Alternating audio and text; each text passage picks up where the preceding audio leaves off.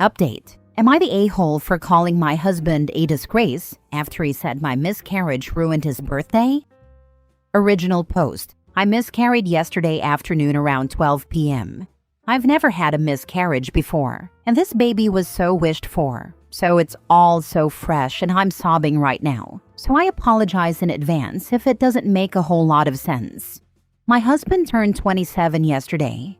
I, 26 female, was pregnant with mine and my husband's second child. Yesterday, I was 8 weeks pregnant. The day before yesterday, we saw a beautiful heartbeat flickering on the screen, and today I'm devastated. I was playing with our 2-year-old when I felt a pressure in my lower abdomen. Not long after, I noticed bleeding, and I let my husband know immediately that I had discomfort and bleeding. Before long, I had passed what I believe was the fetus, and I messaged him, "I think I lost the baby." I wanted to keep him updated, and I guess I was seeking some kind of emotional support. I asked if he could come home, and he said, "Of course, if it's urgent." I said I think it is because the pain and bleeding were getting worse. I was starting to feel lightheaded, and our 2-year-old was unattended in his playroom at the time. We have no friends or family nearby that I could call who would get to us quicker than he could. I had to clean myself up, crawl downstairs to take paracetamol, make my son his lunch, and then put him down for a nap. At this point, my husband still wasn't home. He was working approximately 30 minutes away and took closer to 60 minutes to get back. Hours later, when I asked, it was because he'd stopped at Tesco to pick up some beers. I ended up very unwell, losing lots of blood, lightheaded, vomiting, etc., and he had to take me to A&E. By the time I was discharged, it was almost 8 p.m. Last week, I had said I'd make him his favorite dinner for his birthday, which he reminded me of when we were almost home. I said I wasn't feeling up to it, and that whatever takeaway he wanted was on me. He said for Pete's sake under his breath, and then muttered something along the lines of, "This BS has ruined my birthday." He didn't stop to get any takeaway. He just drove straight home. He put our son to bed, and I went to bed, and I'm not sure what he did after. I didn't see him this morning as he had already left for work. He hasn't messaged me all day, and he got home a few hours ago. It's now 8:40 p.m., and he's been giving me the silent treatment.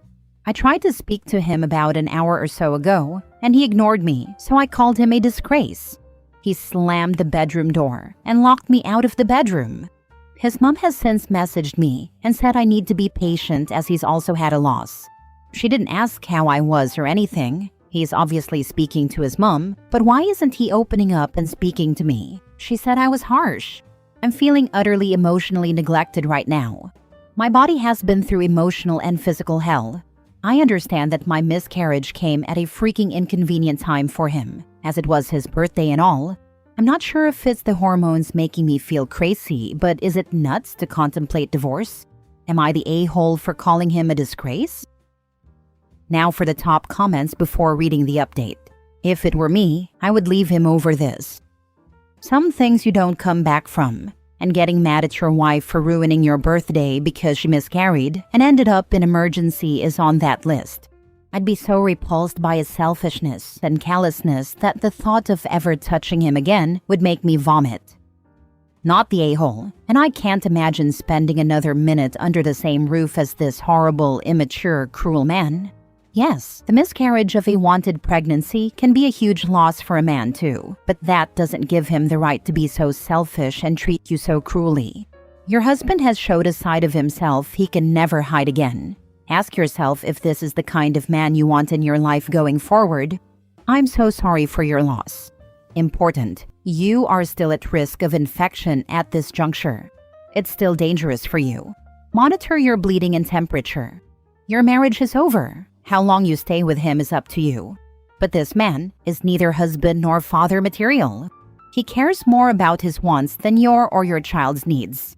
It just took a crisis like this to show who he really is. Not the a-hole. I'm so sorry you are going through all this.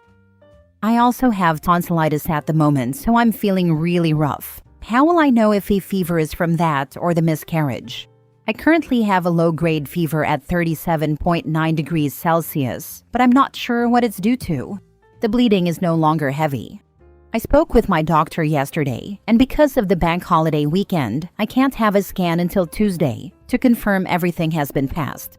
I spoke to a pharmacist today who said to try home remedies because he doesn't think it's severe enough for antibiotics at this point, as he could only see 3 white spots on my tonsils. Now for the update. I should have clarified in my original post from last week that the way my husband responded was completely out of character for him. He's usually a caring and supportive man and is a good husband and father. The only incident where he's shown any kind of red flags was when I put together an accent chair. I used a screwdriver to attach the legs to the seat, and when he came home from work and saw that I'd done it myself, he jumped on it until it broke to prove that I hadn't done it properly and that I should have waited for him. He'd been under a lot of stress at work, so I asked him to go to therapy, which he did, instead of immediately pulling the divorce card. We have been together for 7 years this May, and he is the only partner I've ever known. My family all love him and have accepted him from day one. I also should have clarified, yes, I know he was an a-hole in the scenario. I wasn't questioning that. What I was questioning was whether I took it too far by calling him a disgrace. He's going through a lot at work at the moment. It was his birthday. I'd been messaging him and telling him that I'd miscarried his child, and he had to leave work early. Then I called him a disgrace after he took me to the hospital and was processing the grief in his own way. I think the majority of people said I was not the a-hole in this situation, and that due to his behavior, my insult was justified. Thank you to everyone who reached out, checked in, offered condolences, and gave emotional support. I've read all my messages and tried to go through most of the comments. Most of them have been very kind and helpful, and they've helped me a lot over the past few days. I had a scan yesterday that confirmed everything has passed successfully. Some people may remember that I was very worried about retained tissue due to the fever I had over the weekend. Also, my tonsillitis has fully cleared up, so I'm feeling almost back to normal physically.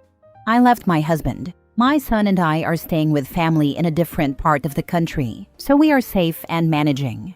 My husband did get very angry when I told him I was leaving. He tried to stop me from taking our son, put hands on me, and threatened to end his life. My mom intervened, and like I said, we are safe. I have some time off work now, so I will continue to recover emotionally and plan my next steps. Thank you if you've read this far. I doubt there will be any more updates after this. I'm glad you left him, but I am concerned you'll go back based on how this post is written. You are still speaking about him like he is a good husband and are justifying his behavior.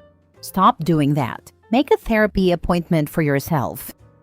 He's not here to defend himself, so I'm trying to make it as fair as possible from both sides, so he's not made out to be a monster. I have a therapy session booked. I will not be returning to him as he's not someone that I want my son to grow up watching and witness that behavior thinking it's normal. He is a monster. Sorry, not sorry. The chair thing is ludicrous. The chair thing is insane. Absolutely bonkers. I'm glad you're safe and you left him. Stress is no excuse for behavior. Being snappy or grumpy is one thing, but his behavior is on another level. He needs serious help. I am totally imaging him jumping on it like an enraged monkey. He had to jump on it to break it to prove her wrong, instead of, just redoing it.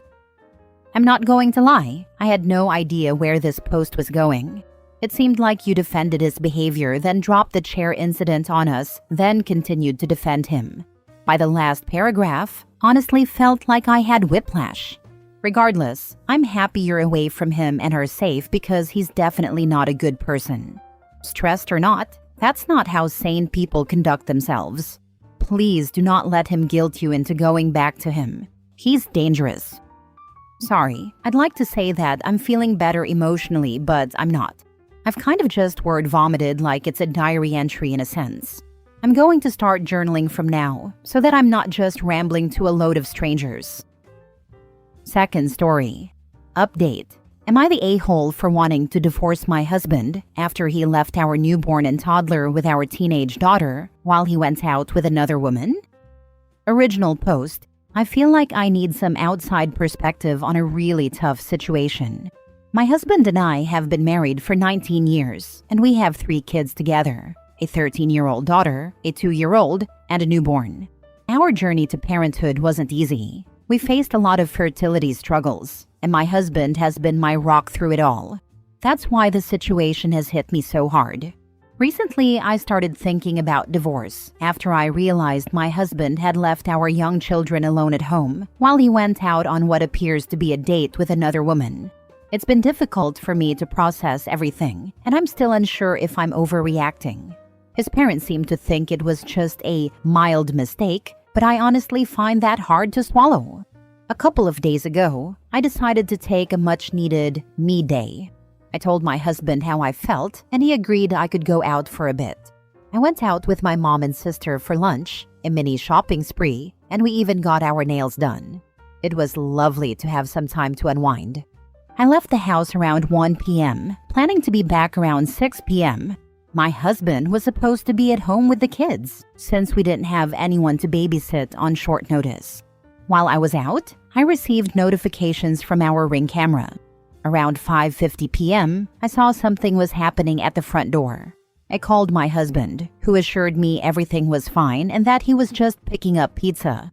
I thought nothing of it, knowing he was with the kids. Fast forward to around 6 p.m. when I got another notification that he was back home. Due to the long wait at the nail salon and bad traffic, I didn't arrive home until about 8 p.m. When I got inside, I immediately noticed something was off. My husband's car was gone. I walked into the house to find my toddler playing with spit, and my newborn was crying uncontrollably. My teenage daughter was in tears because she couldn't calm the baby down. I quickly took the baby, changed her, fed her, and got her to bed, checking in with my daughter to see what happened. She told me she didn't know where her dad was, but that he had told her to watch the kids because he had something important to do.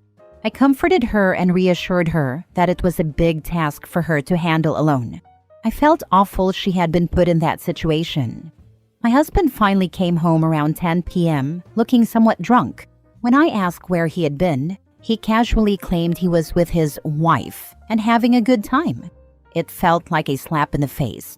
He took off his pants and acted as if everything was normal, completely dismissing what had just happened. The next day, when I confronted him about his absence, he lied and said he fell asleep at 7:35 p.m. I was furious and called him out for being dishonest, insisting I knew he had been out with another woman. I reached out to my mother-in-law and my own mom for advice, trying to gain some perspective. My mother-in-law minimized it, saying it was a common mistake for men and that I needed to move on for the kids' sake. You know, they need their father at home. I've been doing a lot of soul-searching since that day. Part of me wants to fight for our marriage, to believe we can work through this rough patch. However, another part of me is devastated and feels that I deserve better.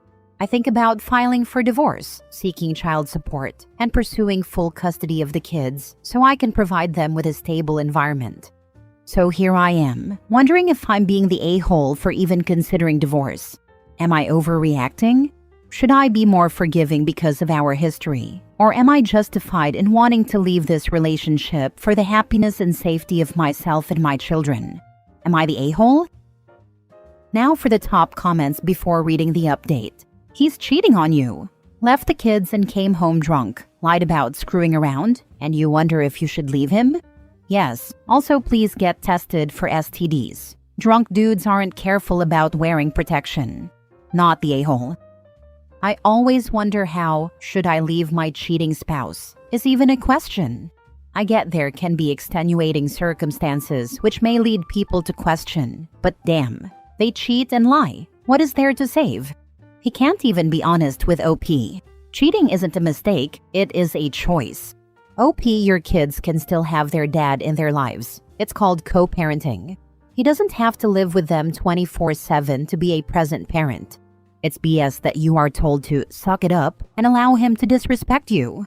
You allow it now? He learns it's okay. Also, staying together isn't necessarily what's best for the kids, as your marriage is the example they will have for their future relationships. They will learn it's either okay to cheat or to allow someone to cheat on them and betray trust. Not to mention, 2 happy separate parents are better than 2 miserable married ones. Also, your husband is the a-hole. He seriously went out, left his children unattended, cheated, and got so drunk he actually thought you would believe his, "I fell asleep at 7:35. Like you wouldn't know he wasn't there? Either he thinks you are about as smart as a box of rocks, or he actually is. Just shows another way he doesn't respect you or your intelligence." Not the a-hole. I would be seeing a lawyer. He was responsible for the kids and basically abandoned them to get drunk and be with another woman. He's cheating on you. Nothing about this is mild or a mistake. He made a choice to do this, gain some self-respect, and kick him to the curb. He's not a good guy. Now for the update. A lot has gone down, and I appreciate all the advice. My husband and I went back and forth for a couple more days after my last post. I finally got him to watch the video, and it proved he was the one lying while accusing me of it. He kept watching it and coming up with excuse after excuse. I told him that if our marriage fell apart, it would be because of his behavior that night. I asked him a few things. 1. Why did he leave our daughter with the babies? 2. What was he doing? 3. Who was this so-called second wife? All he could say was that I was being too dramatic and that I was not trusting him too much.